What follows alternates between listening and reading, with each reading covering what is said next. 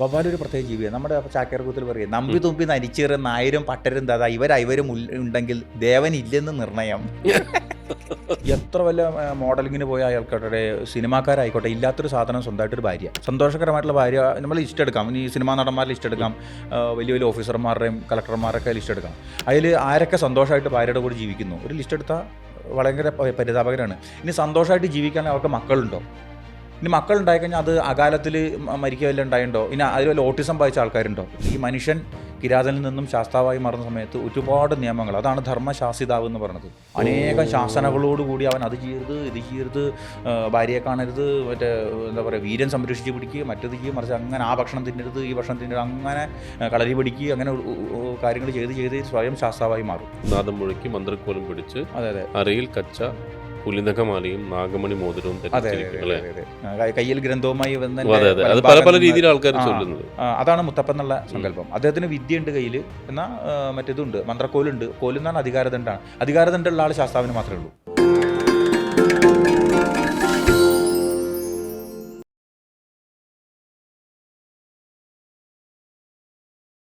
School പഠിക്കുന്ന കാലഘട്ടങ്ങളിൽ എനിക്ക് തോന്നുന്നു ഞങ്ങളുടെ എടപ്പാൾ താമസിക്കുന്ന കാലത്ത് നമ്മളവിടെ നിന്ന് എപ്പോഴും, എൻ്റെ ഒരു കൂട്ടുകാരുണ്ട്, അയാൾ ആത്മഹത്യ ചെയ്തു, രഞ്ജിത്ത് മേനോൻ എന്ന് പറഞ്ഞിട്ട്. അപ്പോൾ ഞങ്ങൾ ഒരുമിച്ചാണ് സ്കൂളിലേക്ക് പോകാനും അവന് സിസ്റ്ററൊക്കെ കൂടിയിട്ട്. അപ്പോൾ ആ അമ്പലത്തിൽ എന്നും അവിടുത്തെ പ്രസാദം കഴിച്ചാൽ നമ്മൾ പോവുക. ആ അമ്പലം വളരെ പ്രാകൃതമായൊരു അമ്പലമാണ്. ഒരു മല പോലത്തെ ഒരു കൊച്ചു കുന്നു പോലെ തന്നെ മുകളിലാണ് അമ്പലം. ആരും വരില്ല. വളരെ നമ്മൾ പറയില്ല, അമ്പലത്തിൽ കയറി ആരും ഉണ്ടാവില്ല. 1-2 ആൾക്കാർ വന്നെങ്കിലായി. വെള്ളപ്പൂകളുണ്ട് പൂജ. അത് കഴിഞ്ഞ് നമുക്ക് കിട്ടുന്ന പല ബന്ധങ്ങളും ഈ പ്രാകൃതമായ ബന്ധമുള്ള ആൾക്കാരുകളാണ്.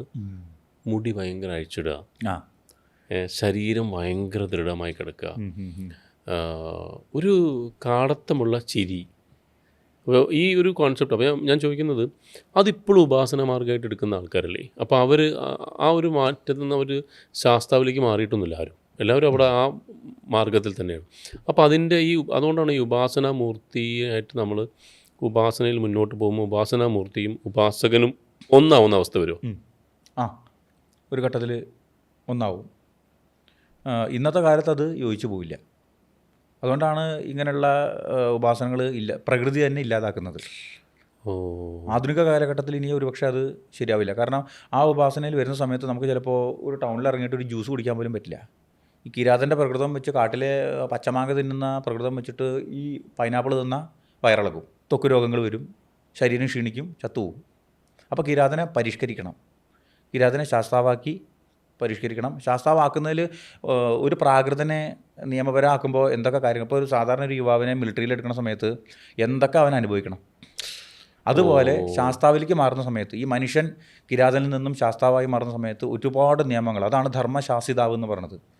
അനേകം ശാസനകളോടുകൂടി അവൻ അത് ചെയ്യരുത്, ഇത് ചെയ്യരുത്, ഭാര്യയെ കാണരുത്, മറ്റേ എന്താ പറയുക, വീര്യൻ സംരക്ഷിച്ച് പിടിക്കുക, മറ്റത് ചെയ്യും, മറിച്ച് അങ്ങനെ ആ ഭക്ഷണം തിന്നരുത്, ഈ ഭക്ഷണം തിന്നരുത്, അങ്ങനെ കളരി പിടിക്കുക, അങ്ങനെ കാര്യങ്ങൾ ചെയ്ത് സ്വയം ശാസ്താവായി മാറും.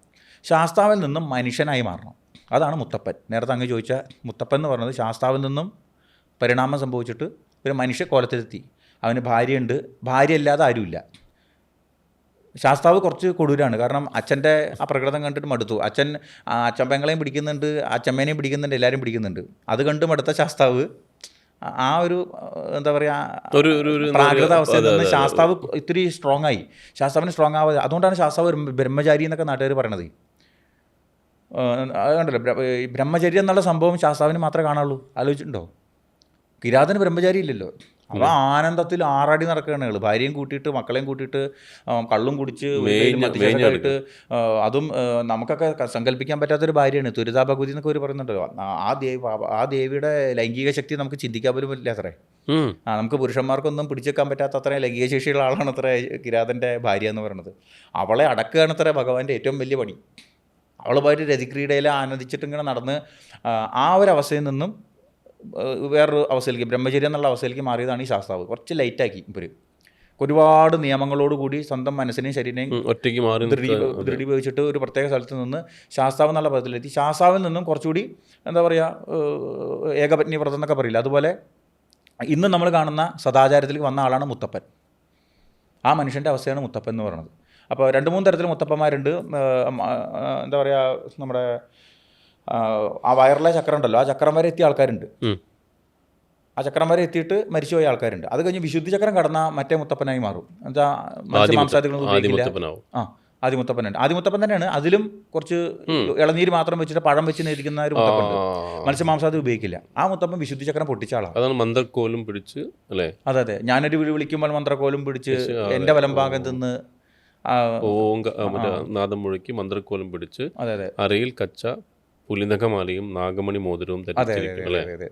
കയ്യിൽ ഗ്രന്ഥവുമായി വന്ന് അതെ അതെ. അത് പല പല രീതിയിൽ ആൾക്കാർ ചൊല്ലുന്നത്. അതെ, അതാണ് മുത്തപ്പൻ എന്നുള്ള സങ്കല്പം. അദ്ദേഹത്തിന് വിദ്യയുണ്ട് കയ്യിൽ, എന്നാൽ മറ്റേതുണ്ട്, മന്ത്രക്കോലുണ്ട്. കോലെന്നാണ് അധികാരദണ്ഡാണ്. അധികാരദണ്ഡുള്ള ആൾ ശാസ്താവിന് മാത്രമേ ഉള്ളൂ. ശാസ്താവിൻ്റെ കയ്യിൽ ദണ്ടുണ്ടാവുള്ളൂ.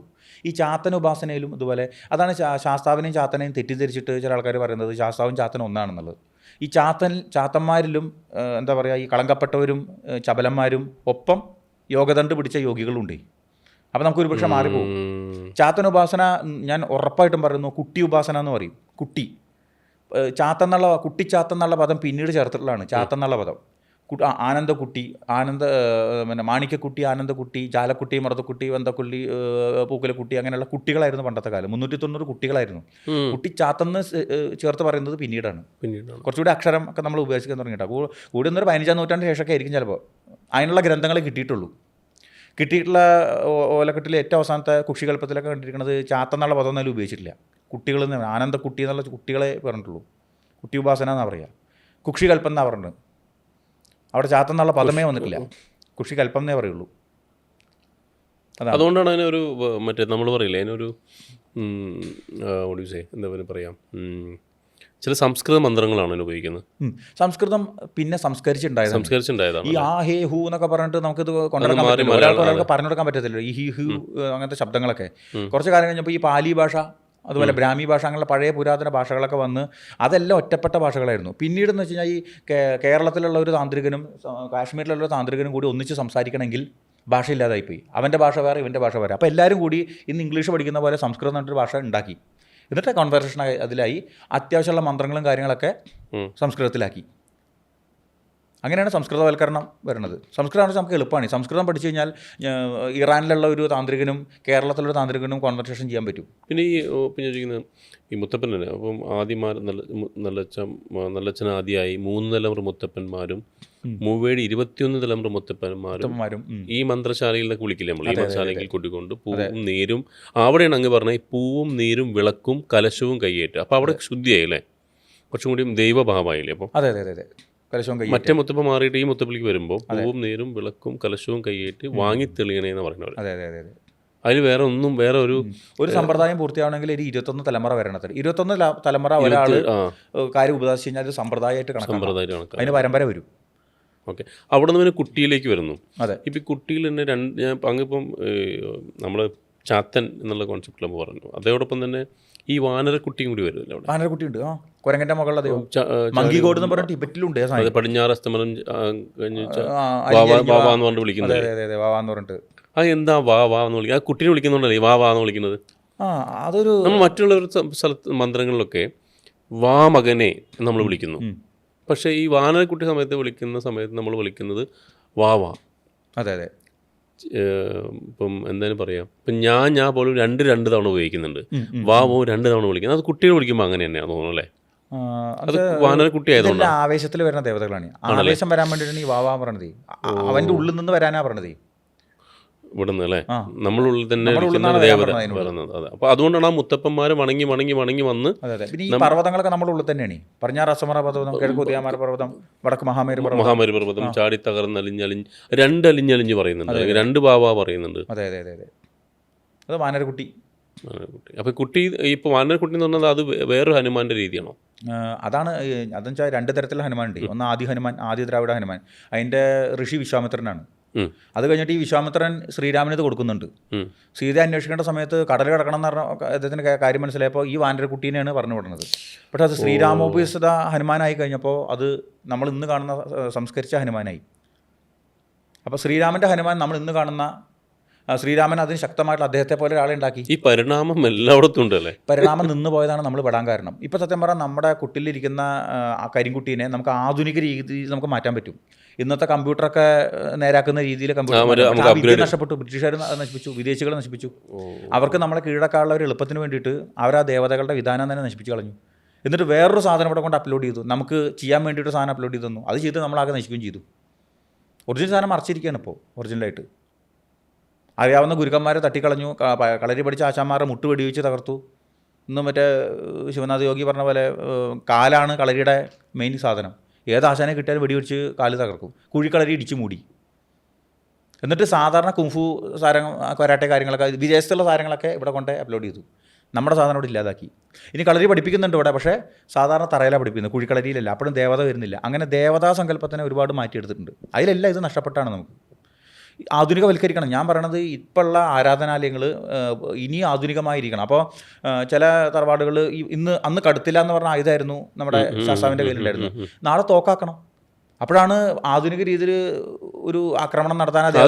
അത് പറഞ്ഞപ്പോഴാണ് ഞാൻ ചോദിക്കുന്നത്, നമ്മൾ അന്ന് സംസാരിച്ച ഒരു വിദേശത്ത് നിന്ന് വന്ന ഒരു കാപ്പിരി മുത്തപ്പൻ തോക്കല്ലേ?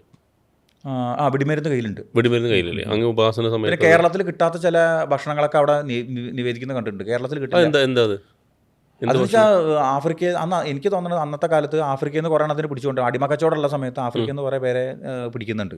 പിടിച്ച് കപ്പലിലാക്കിയിട്ട് ഇങ്ങോട്ട് കൊണ്ടുവരുന്ന സമയത്ത് ചില ആരോഗ്യമുള്ള കാപ്പിരികൾ ചാടി ഇതിൽ വെള്ളത്തിലേക്ക് എടുത്ത് ചാടി നീന്തി കയറി ഇവിടെയുള്ള കാടുകളിലൊക്കെ വലിയ വലിയ പാതാള കുഴികൾ ഉണ്ടാക്കിയിട്ട് അതിൻ്റെ ഉള്ളിൽ താമസിച്ച് ഉപാസനകൾ തുടങ്ങി.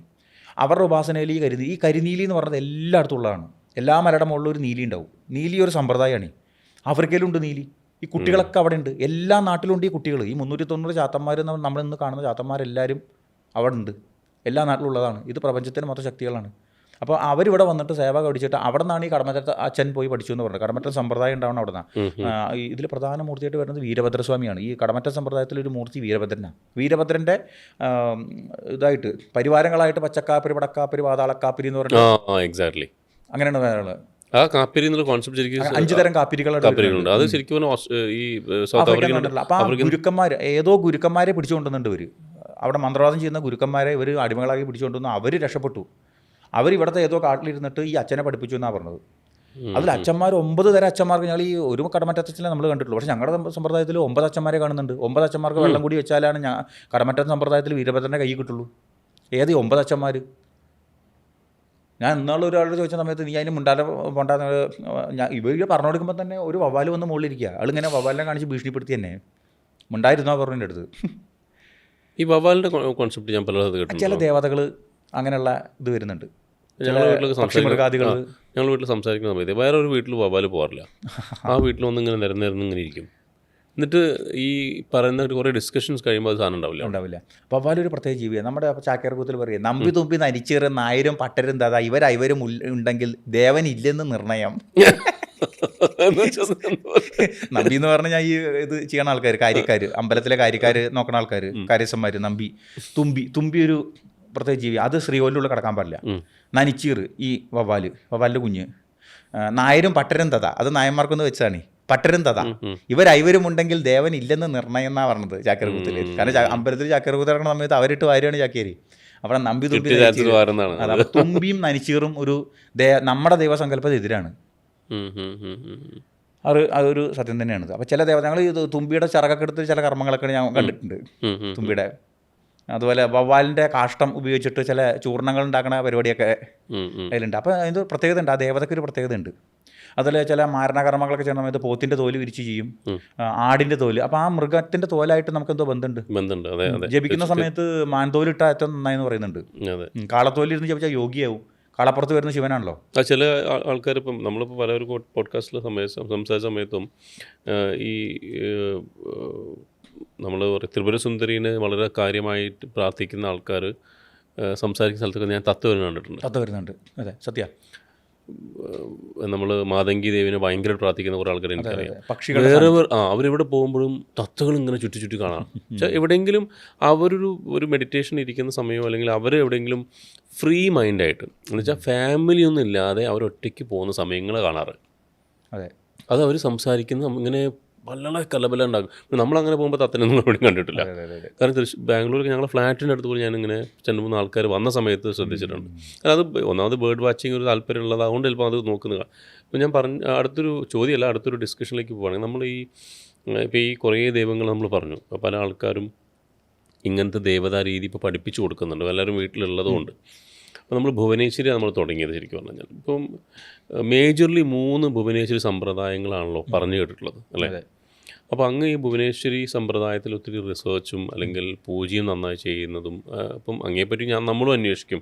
അപ്പോൾ ആ സമയത്ത് കേൾക്കുന്ന അങ്ങ് വളരെ വിശദമായും വളരെ നിഷ്ഠയോടുകൂടി ഭുവനേശ്വരി സമ്പ്രദായം പ്രാക്ടീസ് ചെയ്യുന്ന ഒരാളാണ്. അപ്പോൾ എന്തുകൊണ്ട് വെച്ചപ്പോൾ ഞങ്ങളെ വീട്ടിൽ പോലും ഭുവനേശ്വരി ഉണ്ട്. അപ്പം ഭുവനേശ്വരി എന്താണെന്ന് മനസ്സിലാക്കാൻ ശ്രമിക്കുമ്പോഴാണ് അങ്ങയുടെ പേര് ശിവനാഥൊക്കെ പുറത്തേക്ക് പറയുന്നതും നമ്മൾ അങ്ങ് അറിയുന്നതും. അപ്പോൾ ഈ ഒരു സമ്പ്രദായം ഒരു തരത്തിൽ അല്ലെങ്കിൽ മറ്റു തരത്തിൽ പല ആൾക്കാർക്ക് അറിയില്ല. അപ്പം നമ്മളെ കുടുംബത്തിൽ പോലും ഇതെന്താണ് പരിപൂർണമായി സമ്പ്രദായം എന്താണെന്ന് അറിയുന്നില്ല. കാരണം ഭുവനേശ്വരിയുള്ള സമയത്ത് തന്നെ തൊട്ടപ്പുറത്ത് നമ്മളൊരു കൺഫ്യൂഷനാണ് ഞാൻ പറയുന്നത്. ഭുവനേശ്വരി ഇവിടെയുണ്ട്, തൊട്ടപ്പുറത്ത് ഭദ്രകാളിയുണ്ട്, തൊട്ടപ്പുറത്ത് ചൊവ്വയുണ്ട്, അതിൽ തന്നെ വടക്കൻ ചൊവ്വയുണ്ട്. ഇങ്ങനെ പോകുന്ന സമയത്ത് പിന്നെ നമ്മൾ പോർക്കലിനെ കാണുന്നു. പിന്നെ ഇതൊക്കെ ദേവതയുടെ പല പല പല പല രൂപങ്ങളാണ് അല്ലേ? അതെ. പക്ഷേ ഇതിലെല്ലാം തന്നെ അങ്ങ് നേരത്തെ പറഞ്ഞ ഒരു പരിണാമം സംഭവിച്ച് വീട്ടിൻ്റെ അകത്തിലേക്ക് മച്ചില ഭഗവതിയായിട്ടാണ് ഭുവനേശ്വരിനെ പലരും കണ്ടിരുന്നത്. അപ്പോൾ ശരിക്കും പറഞ്ഞാൽ ഇന്നത്തെ സമ്പ്രദായത്തിൽ നിലനിൽക്കേണ്ടതല്ലേ ഭുവനേശ്വര സമ്പ്രദായം? തീർച്ചയായിട്ടും. പക്ഷേ കുറച്ചും കൂടി റിഫൈൻഡ് സമ്പ്രദായമായിട്ട് തോന്നുന്നുണ്ടെങ്കിൽ ഇന്നത്തെ ഒരു പുത്തൻ സമ്പ്രദായം പോലെ. അതെ അതെ അതെ. ഇന്നത്തെ നമുക്ക് ആവശ്യങ്ങൾക്കനുസരിച്ചാണ് ദേവതകൾ പ്രവർത്തിക്കേണ്ടത്. അപ്പോൾ ഇന്ന് നമ്മൾ പ്രധാനമായിട്ട് നമ്മൾ ആഗ്രഹിക്കുന്ന കാര്യം ഒരു സന്തോഷകരമായിട്ടുള്ള ഒരു കുടുംബജീവിതം എല്ലാവരും ആഗ്രഹിക്കുന്നുണ്ട്. എത്ര വലിയ മോഡലിങ്ങിന് പോയ ആൾക്കാരുടെ സിനിമാക്കാരായിക്കോട്ടെ, ഇല്ലാത്തൊരു സാധനം സ്വന്തമായിട്ടൊരു ഭാര്യ, സന്തോഷകരമായിട്ടുള്ള ഭാര്യ. നമ്മൾ ലിസ്റ്റ് എടുക്കാം, ഇനി സിനിമാ നടന്മാരുടെ ലിസ്റ്റ് എടുക്കാം, വലിയ വലിയ ഓഫീസർമാരുടെയും കളക്ടർമാരൊക്കെ ലിസ്റ്റ് എടുക്കാം. അതിൽ ആരൊക്കെ സന്തോഷമായിട്ട് ഭാര്യയുടെ കൂടെ ജീവിക്കുന്നു ഒരു ലിസ്റ്റ് എടുത്താൽ ഭയങ്കര പരിതാപകരമാണ്. ഇനി സന്തോഷമായിട്ട് ജീവിക്കാണെങ്കിൽ അവർക്ക് മക്കളുണ്ടോ? ഇനി മക്കളുണ്ടായിക്കഴിഞ്ഞാൽ അത് അകാലത്തിൽ മരിക്കുക വല്ല ഉണ്ടായിട്ടുണ്ടോ? ഇനി അതിൽ വല്ല ഓട്ടിസം ബാധിച്ച ആൾക്കാരുണ്ടോ? ഇന്നത്തെ കാലഘട്ടത്തിൽ ഒരാണും പെണ്ണും സന്തോഷമായിട്ട് കിടക്കുക എന്ന് പറഞ്ഞാൽ അത് വളരെ ബുദ്ധിമുട്ടാണ്. സത്യം. അവിഹിതങ്ങൾ ഗംഭീരമായിട്ട് നടക്കുന്നുണ്ട്. അവിഹിതം ഗംഭീരമായി നടക്കുന്നുണ്ട്. ഹോട്ടലുകൾ മുറികളിലും ഗുരുവായൂർ റൂമെടുത്തൊക്കെ ഗംഭീരമായിട്ട് നടക്കുന്നുണ്ട്. സമാധാനപരമായിട്ട് സദാചാരപ്രകത്തോടെ ഓയോ റൂമൊക്കെ വന്നതിന് ശേഷം ഡേറ്റിംഗ് ആപ്പ് വന്നതിനൊക്കെ ശേഷം നാട്ടിലെ റേപ്പിംഗ് ഒക്കെ നിന്നു. അങ്ങനത്തെ പ്രശ്നങ്ങളൊന്നും പ്രാധാന്യം കൂടുന്നുണ്ട്. വെച്ചാൽ നമ്മുടെ ആ ശയനത്തിന് ഇത്തിരി പ്രാധാന്യം കൂടുന്നുണ്ട്, ആ ശയനകലയ്ക്ക് ഇത്തിരി പ്രാധാന്യം കൂടുന്നുണ്ട്. സെക്സ് ടോയ് ഇറങ്ങാൻ തുടങ്ങി, അതിനുള്ള മെഡിസിൻ ഇറങ്ങാൻ തുടങ്ങി. എങ്ങനെ ലൈംഗിക ശേഷിയെക്കുറിച്ച് ചിന്തിക്കുക. ഇതിൻ്റെ ദേവതയാണ് ഭുവനേശ്വരി എന്ന് പറയുന്നത്. അന്നഭുവനേശ്വരി, സ്വർണ്ണ ഭൈരവി. അതാണ് ചോദിച്ചത്. എനിക്കും ഈ ഒരു നമ്മളിതിൻ്റെ ഒരു ഭാഗമായി ഉണ്ടാകുന്ന റിസർച്ച് ഉണ്ടല്ലോ, അതിൽ എനിക്കും തോന്നിയിട്ടുള്ളത് വളരെ റിഫൈൻഡ് ആയിട്ടുള്ള അല്ലെങ്കിൽ വളരെ എന്താ പറയുക പുരാതനമായ ഉള്ള സ്ഥലത്ത് നിന്ന് മാറി വളരെ മുന്നോട്ട് നിൽക്കുന്ന അല്ലെങ്കിൽ നമ്മളുടെ ഇന്നത്തെ കാലഘട്ടത്തിന് അനുസരിച്ചൊരു സമ്പ്രദായമായിട്ട് ഭുവനേശ്വരി സമ്പ്രദായം തോന്നിയിട്ടുണ്ട്. അതോടൊപ്പം തന്നെ അത് ചെയ്യുന്ന പല ആൾക്കാരുടെയും ജീവിതം ഞാൻ കണ്ടിട്ടുണ്ട്. അപ്പോൾ അങ്ങ് പറയുന്ന ഇപ്പോൾ എനിക്കൊരു എക്സാമ്പിൾ പറയണം. എൻ്റെ ഒരു ഓഫീസിൻ്റെ ഹൗസ് ഓണർ, ആ മനുഷ്യൻ ആ വീട് എനിക്ക് തന്നു, ഒരു വലിയ ഓഫീസായിട്ട് തന്നു. പക്ഷേ അതിൻ്റെ ഏറ്റവും മൂലയിലുള്ള ഒരു റൂമിൽ തന്നില്ല. അപ്പം ഞാൻ എന്നും കൃത്യമായി നോക്കിക്കഴിഞ്ഞാൽ ഒരു ഒബ്സർവേഷനാണ് നമുക്ക് എപ്പോഴും കാര്യങ്ങൾ മനസ്സിലാക്കാൻ പറ്റുക. അതിൽ കൃത്യസമയത്ത് വരും, പക്ഷെ അത് പോയാലും വേഗത്തിൽ അത് തിരിച്ചു വരും ചെയ്യും. അപ്പം ഞാൻ അവരോട് ചോദിച്ചു, നിങ്ങൾ ഈ പൂജ ചെയ്യാമെന്ന് പറഞ്ഞിട്ട് പോകുന്നത് ഭുവനേശ്വരിനെ 3 എന്താ പറയുക നമ്മൾ പീഠത്തിൽ ഇരുത്തിയിട്ടുണ്ട്. പക്ഷെ ആൾ പോയി 5 മിനിറ്റിൽ ആൾ പുറത്തേക്ക് വരും. അപ്പോൾ ഞാൻ ചോദിക്കും, ആൾ പറഞ്ഞു ഞാനൊരു വെള്ളം വയ്ക്കും, അത് നല്ല വെള്ളം കൊണ്ടുവരും പുള്ളി വരുമ്പോൾ തന്നെ. വെള്ളം വയ്ക്കും, ഒരു ചന്ദനത്തിരി കത്തിക്കും, ഒരു വിളക്ക് കത്തിക്കും, ചന്ദനം അവിടെ വയ്ക്കും. വേറെ ഒരു കത്തിച്ച് കാണിക്കുന്ന പോലും ഇല്ല. ജസ്റ്റ് തീപ്പെട്ടി കത്തിച്ച് വയ്ക്കുക, ചന്ദനത്തിരി കത്തിക്കുക, വെള്ളം വയ്ക്കുക, പുതുക്കുക, തിരിച്ചു വരും.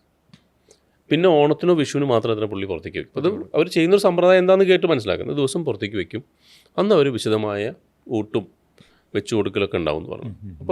അപ്പോൾ അങ്ങനെയാണ് ഞാൻ അറിഞ്ഞ ഒരു 3 സമ്പ്രദായം എങ്ങനെ ഉണ്ടെന്നാണ് കേട്ടിട്ടുള്ളത്. അപ്പോൾ ഈ ഭുവനേശ്വരി സമ്പ്രദായം ശരിക്കും പറഞ്ഞാൽ നമ്മൾ കാത്തു സൂക്ഷിക്കേണ്ടതല്ലേ? അതെ അതെ.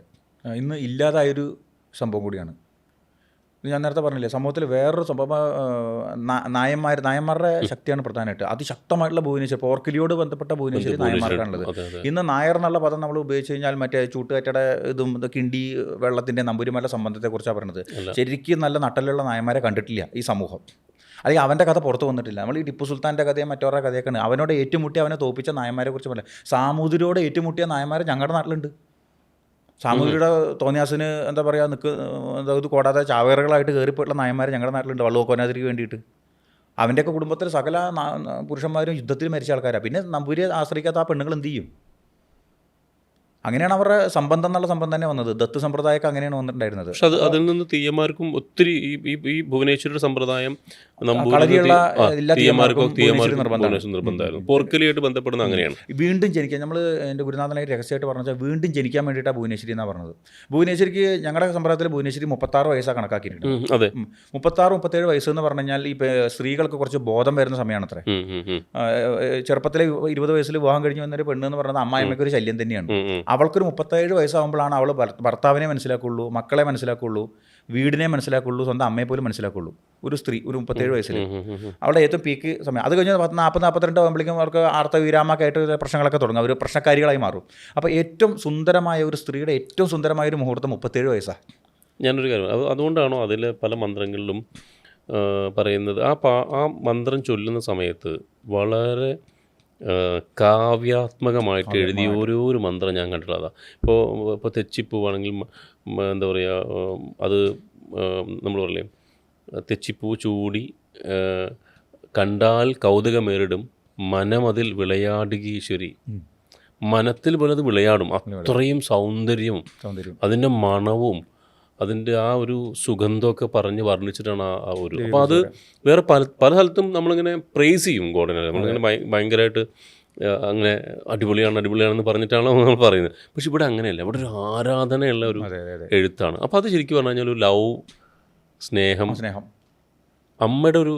അതുകൊണ്ടാണ് ലാസ്റ്റ് പറയുന്നത് നമ്മുടെ എല്ലാ വികാരങ്ങളും ഈശ്വരിയാണ്. നമ്മുടെ എല്ലാ വികാരങ്ങളും അവൾ മനസ്സിലാക്കും. ഇപ്പം നമുക്ക് സമയത്തിന് ഭാര്യയുടെ കൂടെ കിടക്കണമെന്നും നമുക്ക് സന്താനം ഉണ്ടാവണമെന്നും അമ്മയ്ക്കറിയാം. നമുക്ക് എന്താ പറയുക സ്വത്ത് കിട്ടണം, നമ്മുടെ സ്വത്തൊക്കെ എല്ലാം സംഭവിക്കണം, നമുക്ക് മാതാപിതാക്കളോട് സംസാരിക്കണം, ഇതെല്ലാം അമ്മയ്ക്കറിയാം. എന്നാൽ ബാല അങ്ങനെയല്ല. 6 വയസ്സുള്ളൊരു കുട്ടി എന്താ ചെയ്യുക? അവൾക്ക് ഒരിക്കലും ബോധമില്ല. അവളുടെ അച്ഛന് എന്താ പറയുക അവളുടെ അമ്മയുടെ കൂടെ കിടക്കണം എന്ന് അവൾക്ക് ഒരു അറിയേണ്ട കാര്യമൊന്നുമില്ല. അവൾ വിളിക്കും, രാത്രി നല്ല വിളിക്കും. അവൾ ഉണ്ടെന്ന സമയത്ത് നമ്മൾ ഉണർന്നിരിക്കണം. സോ നമ്മൾ കണ്ടിട്ടില്ലേ, നമ്മുടെ കുട്ടി ഒരു 6 വയസ്സ് 9 വയസ്സൊക്കെ കഴിയണവരെ നമ്മുടെ ജീവിതം ഏകദേശം എന്താ പറയുക ഭാര്യയും ഭർത്താവും ഡ്രൈ ആയിട്ട് നിൽക്കേണ്ടി വരും. എന്നാൽ ഒരു 37 വയസ്സുള്ള പെണ്ണെടുത്തിയാണ് ചെയ്തതിന് സമ്മതിക്കും. അതാണ് ദേവിയും ചെയ്യണത്. അപ്പോൾ ഒരിക്കലും ബാല ഉപയോഗിച്ചിട്ട് നമ്മൾ പല തറവാടുകളിലും നശിക്കാൻ കാരണം ശ്രീചക്ര പൂജ ചെയ്യണത് ഭുവനേശ്വരി എന്നും പറഞ്ഞിട്ട്. ബാലാതിർസുന്ദരിനെ കൊണ്ടുപോയിട്ട് പീഠത്തിൽ ഇരുത്തിയിട്ട് ബാലയുടെ മന്ത്രം വെച്ചിട്ടാണ് പൂജിക്കുന്നത്. 6 വയസ്സുകാരി എങ്ങനെ കുടുംബം നോക്കൂ? അവൾക്ക് എന്താ കുടുംബം നോക്കല? അവൾ എന്ത് കുടുംബം? യുദ്ധം ചെയ്യാൻ പറ്റും. ബാല നല്ല യുദ്ധദേവതയാണ്. അടിച്ചു കളയും. ചാബല്യം, കീഴടക്കണം, പിടിക്കണം, വേണം വാശിയാണ്. ആക്ച്വലി പെൺകുട്ടികളെ വീട്ടിലല്ല, എനിക്ക് മോളുള്ള സമയത്ത് എനിക്ക് മനസ്സിലായി. അത് അവർക്ക് 6 വയസ്സെന്ന് പറഞ്ഞു കഴിഞ്ഞാൽ അവരെന്താണ് ആഗ്രഹിക്കുന്നത് അത് കിട്ടണം. പല തറവാടുകളും നായ തറവാടുകൾ കോട്ടയം ഭാഗത്ത് ഗന്ധർവനെ കൂടി ഗുരു കൊടുക്കും ഈ ദേവിയെ കൊടുക്കുന്ന സമയത്ത്. അതെന്താ വെച്ചാൽ ദേവിക്ക് എന്തൊരു സ്വഭാവമുണ്ട്. നമ്മുടെ ലൈംഗിക ചിന്തകളെ നശിപ്പിക്കാനും നമ്മുടെ സ്വത്തിനെ നശിപ്പിക്കാനും സമ്പത്തിനെ നശിപ്പിക്കാനുള്ള സ്വഭാവം ദേവിക്കുണ്ട്. അതിനെ മെയിൻറ്റെയിൻ ചെയ്യാനാണ് ഈ ഒരു യക്ഷിനെ ഒരു ഗന്ധർവനെയും അന്നത്തെ കാലത്ത് കൊടുക്കും ശ്രീവിദ്യയിൽ. അപ്പോൾ കേരളത്തിലെ ഭുവനേശ്വരി നായന്മാരുടെ വീട്ടിൽ പോർക്കലിയോട് കൂടിയിട്ട് രൗദ്രമായിട്ടിരിക്കുന്ന ഭഗവതിയാണ്. എഴുത്തച്ഛന്മാരുടെ വീടുകളിൽ അത് എന്താ പറയുക വാഗ്ദേവതയായിട്ട് ഗ്രന്ഥത്തോട് കൂടിയിരിക്കുന്ന ദേവതയാണ്. അവരൊരു ദേവി മഹാത്മ്യ ഗ്രന്ഥം കൂടി അതിൻ്റെ കൂടെ വയ്ക്കും, ഒരു മാല വയ്ക്കും, ഒരു ശംഖ് വയ്ക്കും, എന്നിട്ടാണ് ആ പൂജ ചെയ്യുള്ളവർ. മറ്റേ ഈ ഭുവനേശ്വരി ഉണ്ടല്ലോ, ശരിക്കും നായന്മാരുടെ ഭുവനേശ്വരി പറഞ്ഞാൽ ആദ്യൊരു ചതുരപ്പീഠം, പിന്നെ ഒരു ഓവൽ ഷേപ്പിലൊരു പീഠം, പിന്നെ അതിൻ്റെ മുകളിലൊരു പീഠം, പിന്നെ അതിൻ്റെ മുകളിൽ കാണിച്ചാൽ ഒരു വാൽക്കണ്ണാടി അല്ലെങ്കിൽ വിഗ്രഹം. ഇതാണ് നായന്മാരുടെ ഭുവനേശ്വരി എന്ന് പറയുന്നത്. ഈ ഭുവനേശ്വരി ചൊല്ലാൻ സമയത്ത് ചൊല്ലി തുടങ്ങിയപ്പോഴാണ് എൻ്റെ വീട്ടിലേക്ക് ഒരു വാൽക്കണ്ണാടി വന്നത്. ഒരാൾ മേടിച്ചു കൊടുന്ന് നമുക്ക് തന്നതാണ്. അപ്പോൾ എന്തായാലും നമുക്ക് ഭുവനേശ്വരിയെ കുറിച്ച് വളരെ ഡീറ്റെയിൽ ആയിട്ട് അടുത്ത എപ്പിസോഡിൽ സംസാരിക്കാം. സന്തോഷം. നമസ്കാരം.